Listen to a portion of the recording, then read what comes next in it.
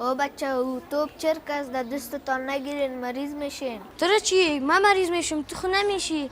بیا صنف تفریح خلاص شد. نمیایم یک دو دقیقه میکنیم باز میایم بس یا به گپ نمیفهمن. بیا بچه گوش نستم گوش نستم میخونیم ما بچه دستایتان نشستین؟ مریض ما میشیم تو خود مریض نمیشی در کار ما غرض نگی برو کار تکو بیا کار ما غرض نگی یک به گپ نمیشه. بچه دل ما درد گرفت. از مرم درد گرفت. بیا بریم پیش دکتر. بیاین که برو زود برو بچه دلم درد میکنه. بیاین پیش دکتر. اینک دکتر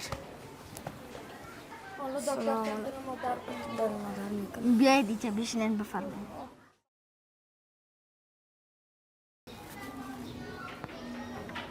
اسم چیست؟ احمد زبیر. از چه حالت براتون پیدا شده؟ عدین روز چی خوردین؟ بسکت فشارش چند است؟ دکتر سے فشارش 90 بر 70 است. این معاینات انجام میدین. درست است دکتر.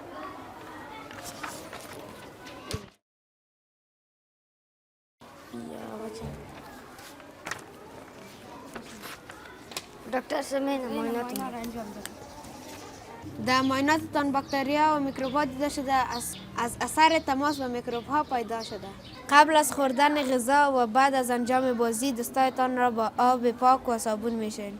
او بچه احمد ولی طلحه راست گفته بود ما باید دستای ما رو میشستیم. سعی کنین رو نشستیم. الطهور شطر الایمان. نظافت جزء ایمان است.